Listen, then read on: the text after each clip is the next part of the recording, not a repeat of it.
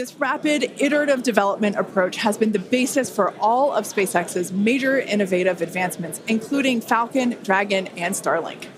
Today, we've successfully landed Falcon 9 boosters 316 times, changing humanity's understanding of what's possible when it comes to rocket reusability. And even though we are not recovering the booster or ship today, test flights like these provide critical data through every phase of flight, which will get us closer and closer to full reusability, and we have a lot more tests planned for this year. When we start recovering Starship boosters, we'll want them to return to the launch site for a quicker turnaround, which you can see in this animation on your screen. And that's when the tower reveals its dual purpose. After launch, the arms or chopsticks on the tower will help guide the booster into position to ensure a precision landing. And our goal for the near future is to have 4 launch towers, 2 in Cape Canaveral in Florida, and they will look very similar to the ones that you see here in this animation. As we know, we find that our renderings tend to end up looking really similar to real life. So while this is a rendering, we do know we can look forward to this in the future. Like I said, we're going to have 2 at Cape Canaveral in Florida and 2 located at Starbase. Starbase will continue to be used for flight tests, and the towers at the Cape will come online as we prepare to fly operational Starship missions. In fact, we recently upgraded the actuators in the chopsticks, which are responsible for swinging those arms in for a catch. And we'll be testing an operational step on this flight by moving the chopsticks to the catch position immediately after Starship flies away. That's going to be really incredible to see. As we mentioned, we have a lot more tests planned for this year, so we need a lot more hardware. Today, we have ships and Super Heavy boosters built and either ready to launch or in testing for the next several flights, with more coming off of the production line as SpaceX's Star Factory continues to grow. The latest phase of the factory currently under construction will come online this summer, giving us several 100,000 more square feet of space. Yeah, when you step into this factory, it is truly inspirational. My heart jumps out of my chest every time I'm there. Now, this will enable us to increase our production rate significantly as we build to our long-term goal of producing 1 ship per day. And coming off the production line soon, Starship version 2. Now, with all that being said, let's check back in with Dan for the latest as we head into the terminal count. Hey, thanks, Kate. Everything still looks great. We're getting ready to launch. We are just under 6.5 minutes away. You can see when we throw up the graphics for prop load that we're almost closed out. Ship more than 90% full. Those header tanks are done. And then the boosters coming up on 90% real soon. So we're going to see those close out in the next couple of minutes. Ship's going to end at about 3 minutes and 20 seconds. It'll be fully loaded. And then booster at about 2 minutes and 50 seconds. After all the props loaded on, we go through a lot of steps to safe ground systems. You're doing things called pushbacks, where you're just clearing all of those lines on the ground of propellant before we lift off. But once we're done, we're going to have 10 million pounds of liquid propellant on board Starship to help power the most powerful vehicle ever designed. If we do hold, we have a built-in hold gate at T-minus 40 seconds. We can hold there for about 30 minutes or so today. If we need to wait for final pressure checks or if we have anything on the range, anything like that. Did just get that the range is green, so we are coming up 5 minutes and 20 seconds away. We are not planning to hold at T-minus 40 unless we trip some kind of hold alarm, something like that. So we could blow right through that gate and go right to launch. Don't be shocked if we hold at T40, though. And if we do, we can hold for a couple of minutes and then keep going. Our window is open all the way until 9 a.m. today. Now, once we pass through T-minus 40 seconds, a number of events will occur in rapid succession. The ground spin and ignition systems will come up to flight pressure, and the ship will go to internal power. Now, after that, the quick disconnect arm lockout is removed in preparation for retraction shortly after T0. Gas lines connected to the booster and ship are vented down, and once we pass T-minus 40 seconds, we still have the ability to recycle the count under certain conditions back to T-minus 40 seconds and hold there to assess what happened and if we can proceed again to T0. However, once the water for the deflector system begins flowing at T minus 10 seconds, any issue after that would be an automatic scrub for the day, as teams would need to refill the deflector's water tanks, as well as the lock storage tanks at the tank farm before making another attempt. So, as Dan mentioned earlier, we are not planning to hold at the optional T minus 40 second mark. That moment basically is what would allow teams to wait for final checkouts or assess prop levels or avionics, vehicle pressurization, the range, the weather. Weather is 95% go, as you can see from these incredible drone views that we have and pad cams. It is a beautiful day. Of course, we have some clouds billowing from the locks there. Yeah, and again, a reminder that the payload for this mission is data, and our primary goal is to get ship through the extreme heat of reentry today. We're very excited to see that. We did get very close on Flight 3, so I'm excited to see how these iterations that we've made to the vehicle will help improve our chances of success today. Yeah, absolutely. Now, just as a reminder for the booster, now we are not attempting to recover any hardware today, both either on ship or booster. For the booster, we will be attempting to perform a landing burn to have a soft splashdown in the Gulf of Mexico. We made some improvements from our Flight 3 learnings, so hopefully that will work and we'll see a successful soft splashdown. For the ship, we're hoping to demonstrate controlled re-entry, including a flip maneuver and landing burn, and that will be followed by splashdown in the Indian Ocean. That is the same target as we had on Flight 3, so everything should look pretty similar in that regard. And we just heard the call out there that all prop load is closed out, so at this point, there is like 10 million pounds of propellant on board Starship, which is incredible. This is getting very exciting. We are just about 2 minutes away from T0.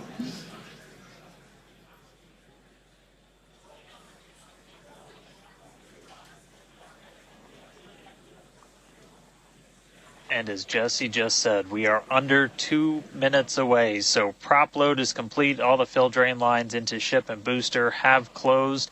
Right now we're doing the pushback, so clearing out all those ground lines of propellant, and that'll be completed over the next couple of seconds. We're coming up on that T-minus 40 mark. Again, not planning to hold. If we do, or if we get a hold after we pass it, we can snap back to that T-minus 40, and then we can stay there for about 30 minutes or so if any other issues crop up. Once we pass T-minus 40, a lot of things happen, both on the vehicle and the ground. It's running a lot of its own self-checkouts, venting different tanks and pressure lines throughout the vehicle. We essentially built that 40 seconds as that's about how much time it takes for the vehicle to take all of those actions, which is why we hold there. But all of that happens automated. You do a final checkout of the TVC, the thrust vector control, how we're going to steer. And then we see liftoff. So we're under a minute away.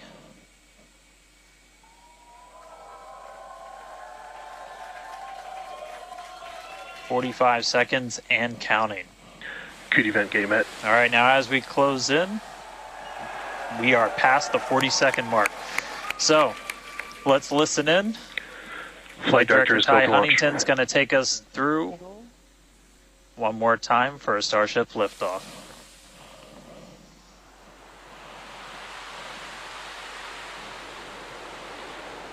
T-minus 15. 10,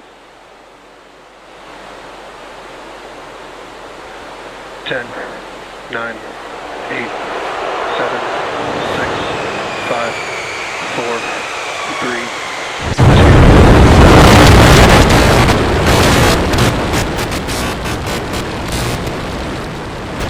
We have liftoff.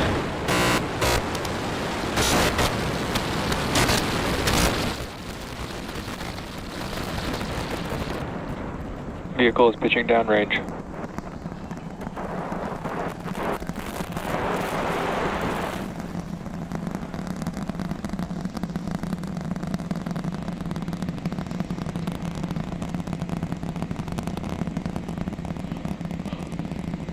All right, 30 seconds into flight. The rumbles are still building here in the Raptor's nest. We're seeing 32 out of 33 engines lit on the Super Heavy right now. Coming up shortly is going to be max Q, that maximum aerodynamic pressure as we go uphill on the vehicle.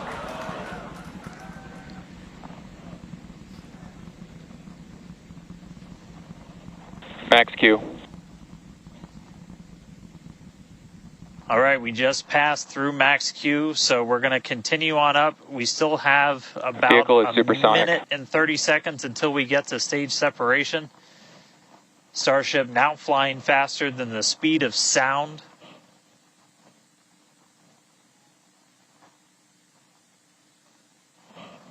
All right, so you got a couple of views. You got some ground trackers in your top camera there. You're looking down from the top of the booster in the bottom left, and then a camera in the top flap of the ship looking back in the bottom right, so getting a couple of different looks as Starship heads uphill. Once we get the hot staging, a lot of things happen all at once simultaneously. We're going to light the engines on the ship, starting with the RVACs first, and then the 3 center sea level engines before we're separated. All of that exhaust gets plumed out the side of the hot stage, and then the ship will separate itself. All but the 3 center engines on the booster are going to shut down, so the booster never stops its thrust while we go through this hot stage maneuver. After that, the booster is going to do its flip, start heading back, and then the ship will be on its own power on its way to space. So that should be coming up in just about 30 seconds from now. As of right now, still looking in like 32 out of 33 Raptors lit on the booster. And we'll start to see those stagger down. They're going to turn off in banks, so you'll see the lights on the bottom left screen of the engines that are active start to turn off in different groups, and you'll see those 3 center ones lit. Booster engine cut off. Ship ignition. Stage separation confirmed. Boost back burn start up. Acquisition of signal. Houston.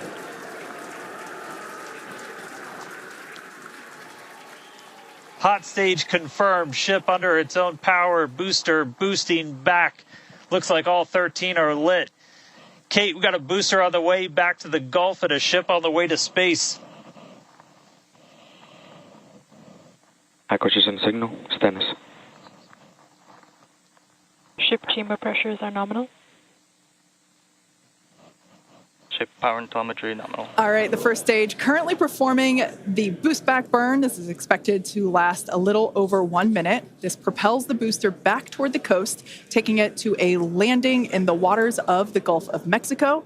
As you can see on your screen in the bottom left-hand corner, we were only using the 13 center engines from here on. Boost back burn shut down.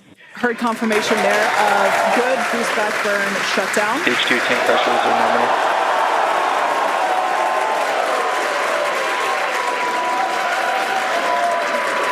Lots of excitement. So right here, this is our view of the jettisoned hot stage. As we mentioned, this is a temporary fix to help reduce the weight of the booster, the Super Heavy booster. Future iterations will have a lighter weight integrated hot stage structure that won't need to be jettisoned. Now, after we jettison that hot stage, the booster will begin to attempt its water landing in the Gulf. In the meantime, the ship will coast for about 40 minutes or so up to an altitude of 214 kilometers. And after its coast phase, it will attempt a controlled reentry, including a flip maneuver and a landing burn, just before splashing down in the Indian Ocean. But as a reminder, we are not attempting... Trajectory nominal. Good news there. Trajectory is looking good for the ship, which is on the right-hand side of your screen.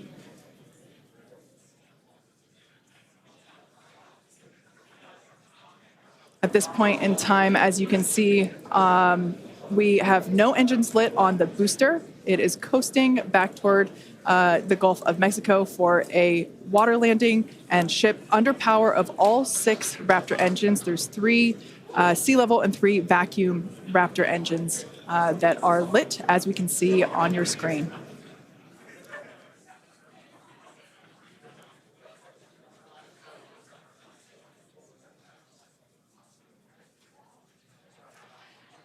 These views have been looking incredible. Super Heavy has been performing beautifully today. And you can hear the crowd is very excited about it. As a reminder for Booster, the primary goal today is to do a landing burn and a splashdown in the water. And we are just about 30 seconds away from that landing burn expecting to begin. And an incredible view from the forward portion of the booster. This is basically on top of the Super Heavy booster where we have jettisoned that hot stage. So now we can see this incredible view of Earth as it's making its way back down to the Gulf of Mexico. Right now, the booster is using the 4 hypersonic grid fins to guide itself through atmospheric re-entry. And we are expecting that landing burn here.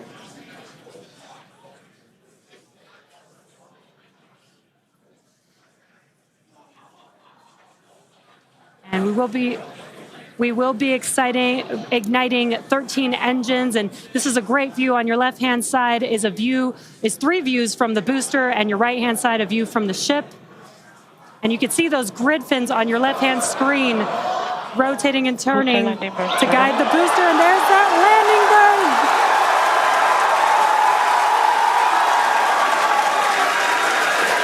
That landing burn just begun, and you can see the water below.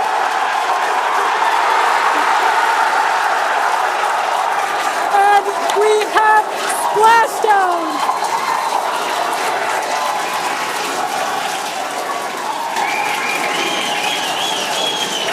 What an incredible sight! Congratulations to the SpaceX team! Ship has entered terminal guidance. That was absolutely incredible. The first successful splashdown of the Super Heavy booster. Loved seeing it just tip over into the water before losing that footage. Now the next milestone is coming up in about under a minute. The ship is going to shut off its Raptor engines, Ship engine cut off. which we see right there.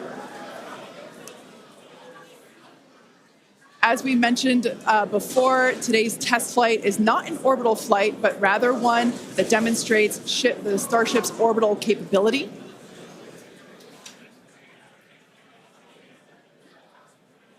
So right now, we are under power with just the 3 center Raptor engines. Expecting those, and just there we could see that those have also successfully cut off.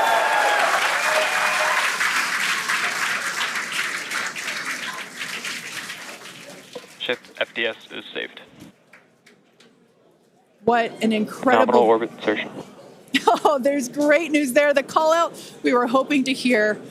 Amazing views once again from Starship. We have our second Starship in space. These live views being brought to us by Starlink, which is on board the ship. Dan, what an incredible view we have once again. So exciting. We got another ship in space. I'm like still jumping up and down.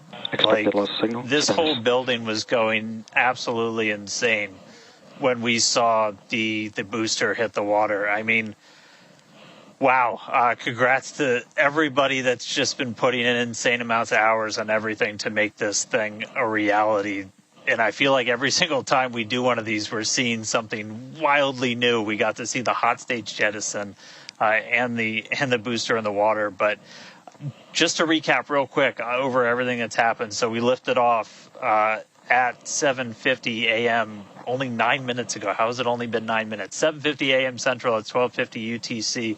We saw 32 of the 33 Raptor engines on Super Heavy make the ascent. We had successful cutoff, successful hot staging. All 6 engines on the ship powered it all the way into a nominal orbital trajectory.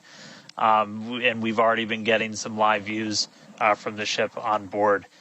After that, the booster was able to do its boost back burn. Oh, this looks like we're actually getting some views from the ground still potentially from Florida, of the ship as it's up there. That's a view from some of our tracking cameras on the ground in Florida. But the ship, we just heard successful orbital insertion, so it's right where it needs to be, and is now going to continue on its way to coast until it comes to reentry. But I mean, the booster, successful boost back burn, jettison the hot stage, and then a landing burn. It looked like we saw 12 of the 13 engines light up, and then that first ever soft splashdown in the water. So a whole lot still to come. Ship now on its way to its primary objective of entry. That's going to be coming up in just under 40 minutes from now.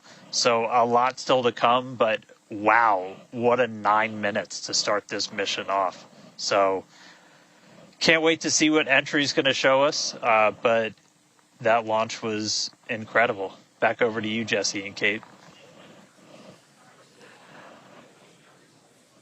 Wow.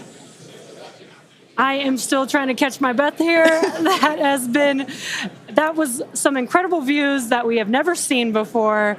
It has been nonstop since liftoff, and with the booster having completed its job for the day, we're going to take a short break for about the next 28 minutes, and we'll return while we're going to take a break while the ship is continuing to coast before re-entry. Exactly. As with Flight 3, Starlink may enable us to talk with the ship through re-entry with no communication blackout. We are still testing Starlink during this phase of flight, so of course nothing is certain. However, if we do have views, we will be sure to bring those to you live.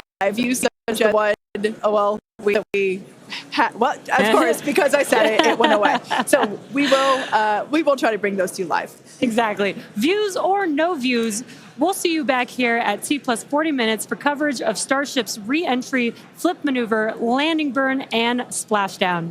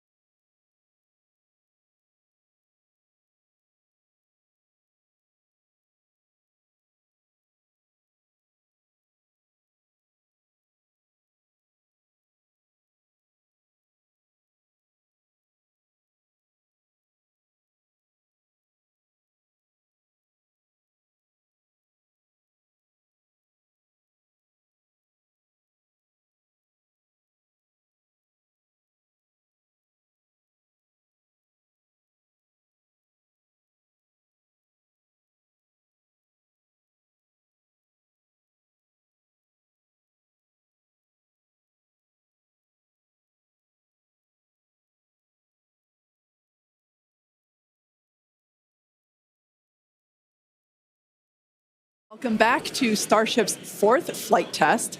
It has been an exciting day so far. We had an on-time liftoff of 7:50 a.m. Central Time, followed by successful hot staging, stage separation, jettisoning of the hot stage structure, an epic super heavy booster landing, water landing in the Gulf of Mexico, the first successful return of the super heavy booster. So that was incredible to see. And right now, the ship is in space. As you can see here by this view, we're looking at one of the flaps of Starship, one of 4. You can actually see a close-up side detail of some of those hexagonal heat shield tiles. Now, coming up around T plus 49 minutes, the ship will re-enter the Earth's atmosphere. As a reminder, the primary goal of today's flight test is for a ship to make it through the extreme heat of re-entry. This is typically a portion of flight where we don't have communications with the spacecraft because it's re-entering at or around orbital velocity, which is about 8 kilometers per second or roughly 5 miles per second.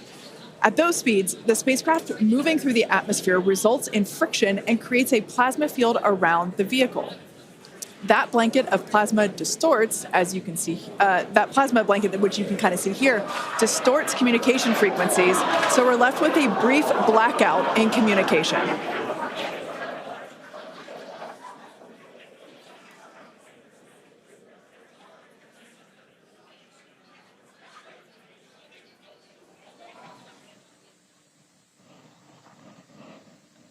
Yeah, that's right, Kate. And Starlink's what's really allowing us to capture as much data as possible, especially through this reentry.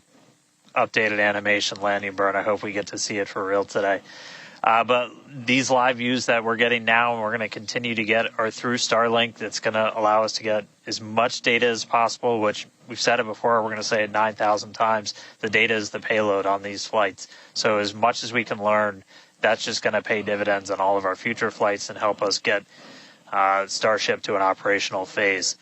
Re-entry, obviously a really critical phase of the flight, and it's the one that we're now most focused on cracking to get us closer to that full reusability. Starlink is going to be able to send us data back all the way through re-entry. We've done some additional testing, and we're expecting to be able to get data from Starlink thanks to its high frequency and kind of the orientation and everything of Starship all the way through re-entry. And then got a new view here. We have 2 external views. We had this one on flight 3. We've got 2 for this one. And we're going to continue adding views as we continue to evolve Starship. Again, this is an experimental vehicle. Believe me, I want as many camera views as you all do. So huge shout out to the AVI and the software teams and everybody that's been working with us. We're getting more cameras on Starship. Not just because it looks cool, but this provides an incredible insight into re-entry, which is, historically a really tough window to look through. Approaching entry interface. The physics of re-entry are insanely intense.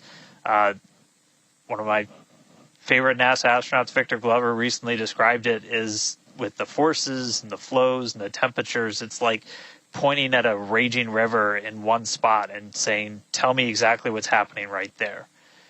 And that's what a ship is experiencing as it goes through, as it's moving through the atmosphere at, more than 5 miles a second and heating up to thousands of degrees. So just having visual representation, just being able to see what's happening is incredibly valuable. So these views are going to be through Starlink. We've got this one. This is in one of the forward flaps looking back. So if you see it rotating around, that's because, again, it's embedded in one of those forward flaps. So as we get through and we start to build up density in the atmosphere, this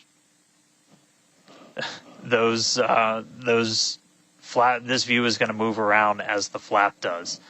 And then the other one we had a little bit earlier is looking at one of the other forward flaps on the other side. Eventually, we're going to keep adding more cameras to Starship, get a couple of different views from the outside of all the different areas, and then also eventually to be able to see payloads once they're deployed. So a lot more exciting stuff coming up in the future.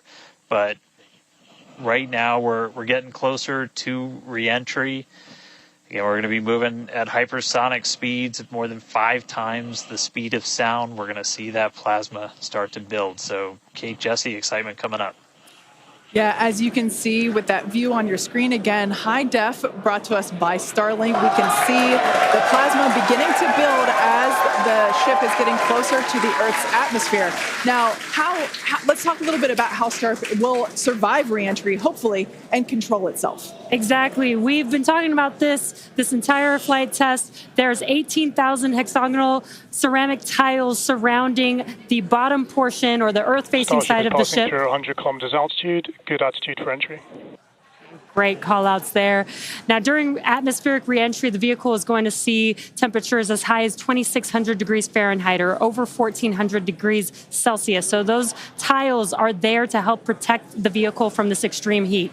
Yeah, and the flaps will help control it. Now, one noticeable difference I see immediately, those flaps are not moving as much as they were on Flight 3. So that is a great sign, right? We had unplanned loss of roll control on Flight 3, so we added some additional thrusters, and we can see that they're working well, and we have a much more stable view. So those flaps, there's 4 of them, 2 at the top and 2 at the bottom. They're made out of stainless steel. And they help steer the ship, which, as we can see, the plasma continuing to build. Now, if the ship survives reentry, it will have to perform a flip maneuver as well as a landing burn. We saw this demonstrated in a couple of high-altitude flight tests back in like 2020, 2021. Similarly, temperatures increasing on the nose within expected ranges. Great news there. It sounds like the temperatures that we are getting during this point, which again, we usually don't get during spaceflight because of this plasma. We're getting this live. This is a great news. So similarly to, for example, the serial number 10 test that we saw a couple years ago, we're hoping to duplicate that again today. Hopefully we will see it live. And basically the 3 center engines of the ship will reignite and gimbal or point to help flip the ship until those engines are pointing down so that it can land vertically using Raptor's thrust. And as you can see, even from the beginning of the program, we've designed Starship to land on Mars where there are no runways or other humans to help out. We also want rapid reusability, so we're doing... The vehicle is passing through 85 kilometers altitude. The flaps have control of the vehicle. Great news. Flaps have control of the vehicle. That's exactly what we want to hear for this flight test. Yeah. Again, we are going to be doing a propulsive landing instead of a more traditional means like parachutes. And we are expecting re-entry to begin here in just about a minute. Re-entry, an awesome view that we have here. Starship remains on a good entry trajectory. This is the same view that we had when we first returned from the coast phase. Again, this is looking at the side of one of the flaps. It's incredible that literally at the bottom of this picture, we're basically looking through plasma, which is just absolutely mind-blowing. Wild, very wild. Now we are expecting entry to begin here in about 30 seconds or so. Entry to splashdown is expected to last about 6 minutes long. And that flip maneuver should occur around about 10 minutes before splashdown. And such incredible views that we're getting. Approaching peak heating region. Great call-outs there. Yeah, these views are absolutely astounding. Nose temperatures continue to rise within expected region. And in your bottom right-hand corner, you can also follow along with the altitude of ship as it's returning back to Earth. So once again, this view is basically looking down into the plasma blanket that is building up around the exterior of Starship. It is traveling, as you can see on your screen. You can look in the bottom right-hand corner and see how fast it's going, how high it is, as well as the general orientation. Again, we're seeing a lot more stability, a lot more control here on this flight, which is great. It shows that the iterations, the learning... Starship is now in expected peak heating region.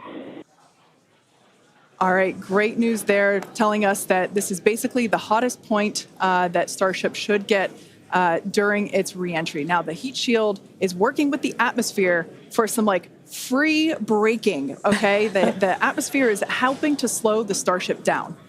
Yeah, exactly. We're not using any engines or thrust to slow the vehicle down. Exactly what Kate mentioned. We're just using the atmosphere and those heat shield tiles protecting the vehicle as it's coming through that high heat temperature. Yeah. Now, this is another one of those moments that we have been waiting for.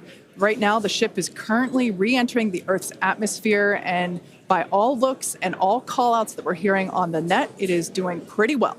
Now, we do not plan to recover the spacecraft today, but rapid and reliable reusability is the ultimate goal.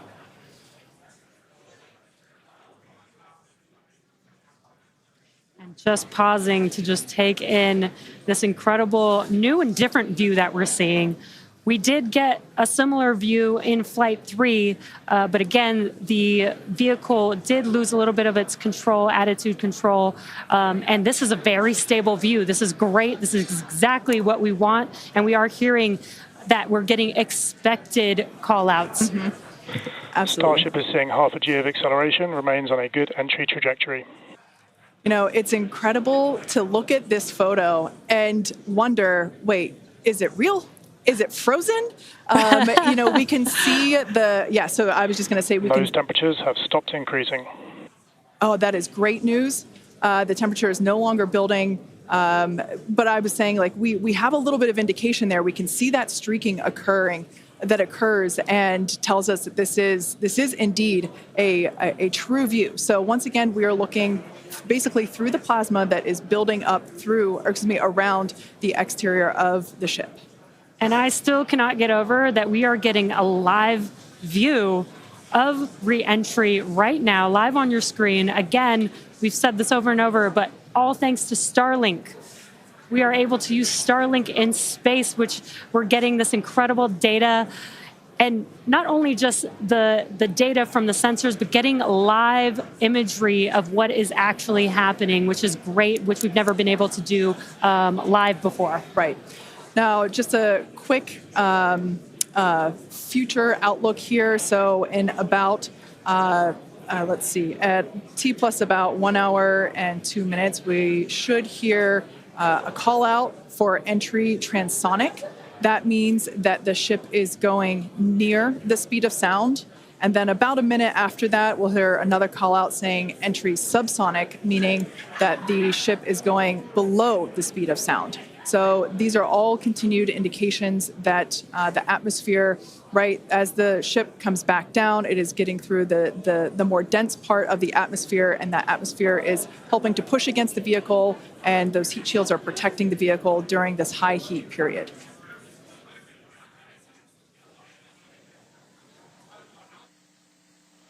Yeah, Kate and Jesse, we're starting to see as the atmosphere gets denser, you're starting to see a few more particles make an appearance in the plasma there. You can see you're looking down at the aft end of the ship in the top left, and you're seeing essentially the flame build up as we go through reentry. You've been hearing the call-outs. They're tracking things like temperatures in the nose cone, and those were right where we modeled them to be, which is really cool to see and to see in real time. But we're coming up, we're at about 67 kilometers in altitude. Our last signal with the ship on Flight 3 was at 65, so we should be making it past that point shortly. Obviously, as you guys pointed out, we're in a much better control this time as we re-entered in the right attitude, and our flaps have been steering the way so far. Once we get through transonic, that's when you've got essentially Raptor landing bird. Different areas around the vehicle where the air is either moving faster or slower than the speed of sound. We'll eventually get to subsonic, which we have some experience with. We did in our suborbital campaign. Start of rapid chill. And Starship will eventually get down to its terminal velocity as it's floating down to the water. That's just about 200 miles an hour or so. We are hearing that we're starting to chill some of the engines as we are, if we make it all the way down to the water, still going to attempt a landing burn, but still a ways to go. We're at about 64 kilometers in altitude right now. We made it through what's expected to be the peak heating, but now we're going to start encountering increased pressures as the atmosphere gets thicker and thicker. So we're at 63 kilometers, so we've already made it farther. than we did on our last flight when that last signal was coming at 65 kilometers. So again, what we're really looking at here is the performance of the heat shield, of the flaps, of the seals in the flaps. There's just a whole bunch of different areas that we're keeping a really close eye on as we re-enter.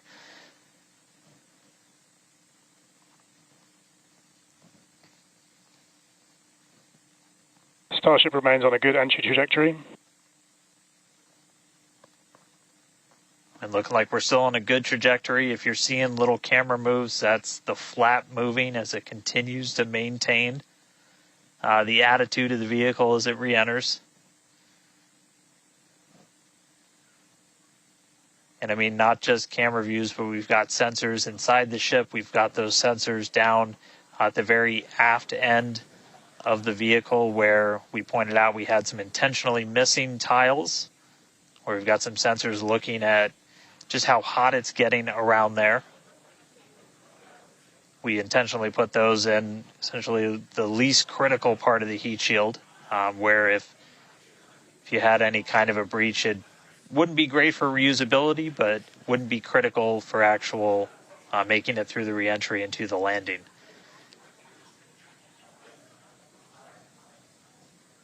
"58 kilometers, we're continuing to descend.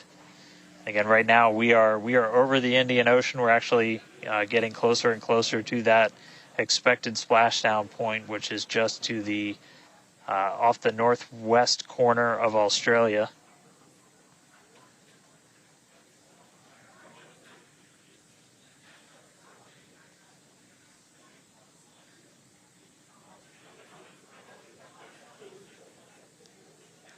And if you keep an eye on our speed, the speed is dropping. We're hitting the thicker part of the atmosphere now. The speed's going to start dropping precipitously.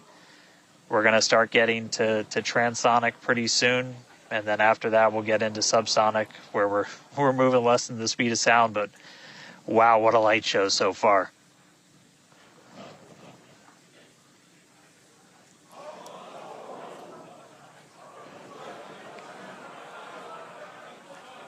External temperatures are starting to come down. Again, this camera view is looking right at one of the forward flaps. And we're strategically putting some cameras around the vehicle to just look at the different areas that looks like we got the flap starting to come apart a little. Yeah, it does appear that we have a little bit of burn through there. We can see pieces of the vehicle flying off. What a show it has been. It's been like watching Interstellar or something. This is wild to see this, but the ship is still coming down, which is incredible to see. How far can it go? That is the question. Keep your eye on the altitude in the bottom right-hand corner. We're at 54 kilometers right now. Now, ultimately, the data is the payload today. We've been saying it multiple times. Our teams are sitting, reviewing this data live, learning where the hot spots are. As you can see, there's an obvious hot spot there with the flap, and learning how we can improve this design. The goal was to get as far through this high heat re-entry as possible. Ideally, we'd love to make it all the way down and perform that landing burn and flip maneuver, but we may not get that far today. We will see. Again, this is a test, and we are gathering as much data as possible, visual data as well, which we can see here. We are getting a lot of debris covering the camera on your screen, but we can still see some of those sparks and flames from that high heat as ship is making its way back down to Earth. Ship now at 50 kilometers and closing. The good news is we still got, looks like that camera lens just cracked. It's safe to say ship's getting a little beat up, but that's to be expected on a test flight. We are still learning how to improve the ship for total survival and recovery of the high heat reentry. I'm honestly impressed that we're still getting this live view despite how much debris is coming off of this flap right now. The fact that we've got it is good news. And I may have jinxed it. I apologize. Look at that. It's back. We are still going. And the teams here at SpaceX are excited, as you can tell by the cheering behind us. There's still a sizable crowd here at Mission Control Center, Hawthorne. A splashdown is expected in just about 4 minutes from now. And we're still moving. We still have live views. Starlink is doing an incredible job. Maximum entry dynamic pressure. External temperatures are dropping. Okay, good news. Those external pressures are dropping. The question is, how much of the ship is left? We can't really tell. We can still see some of that particulate coming off. And unfortunately, we do have a cracked camera lens. But for any photographers out there and videographers, we know that's part of the gig sometimes. Yeah, and you can see that the speed is rapidly slowing down. That's actually really great news for us. We want the vehicle to be slowing down before it splashes down into the ocean. That'll help set us up for that flip maneuver, engines first down into the water. Exactly. So we have seen this flip maneuver demonstrated on previous high altitude flight tests like serial number 8. Oh, more views. Or excuse, I should say, more light coming through the view that we have through that cracked and dirtied lens there. But yeah, so we're hoping that this flip maneuver, that we can pull it off as soon as we get those views back. If we can get them, if the ship is still around, we will bring it back to you. Vehicle has passed maximum dynamic pressure. That is great news. Maximum dynamic pressure being the moment in which the vehicle experiences the greatest amount of aerodynamic pressure. Speed still dropping. We're now at 37 kilometers above the ocean. Just like Flight 3, we are targeting a splashdown in the water in the Indian Ocean. And we don't have a live view right now, but because we're still getting data and telemetry, that does tell us that ship is still doing okay, at least. And there we got that live view back. The crowd very excited to see that view, despite not being able to see very much. The fact that it's there tells us the ship is still alive. Yes, and collecting data, continuing to collect data as we get closer and closer to Earth. Yes, now 30 kilometers, now 29 above the Indian Starship is Ocean. at 30 kilometers altitude, Mach 2. Sounds like the vehicle's traveling, as we just heard, Mach 2, which is, looks like we might, I thought maybe it might clear up. It is a little bit, now at T plus 1 hour, 3 minutes and 13 seconds into Starship Flight 4, hoping that the ship can hang on. It's probably potentially hanging on by a couple of bolts and threads, but it's still going, and that is excellent news. That deceleration is looking incredible. We're about to go under 1,000 kilometers per hour. Yeah. Starship is at 20 kilometers altitude. Now, keep in mind that even though we can't see anything, the data itself is what we really are. Starship is subsonic. Subsonic, they're telling us it's traveling below the speed of sound.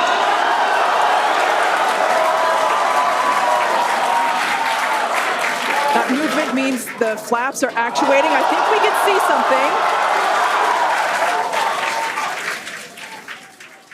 something. This is a nail biter. But we are, unfortunately, we can't see through the lens, but we're still getting the feed.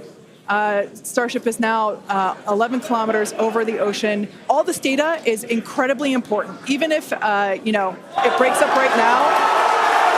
Okay, we can see that flap actuating through the glass. Starship is passing through 10 kilometers altitude. Okay, the next milestone will be initiation of the flip maneuver and landing burn. Keep an eye on the bottom right corner of your screen for those 3 center engines to relight. They will gimbal or angle so that the ship flips itself back up vertical and hopefully lands in a vertical position. And the crowd is very excited to get this view of that flap still Starship maneuvering. is passing through 5 kilometers altitude.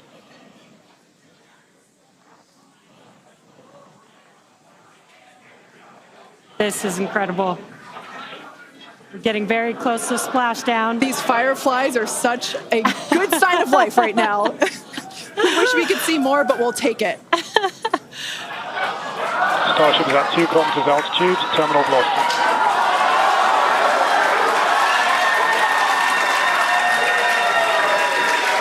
Landing beam startup for Starship. All right, good news there.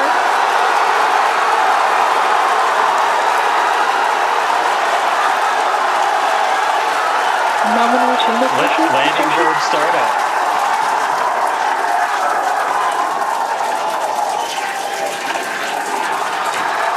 Starship is in landing burn. Landing burn shutdown. The landing burn shutdown was commanded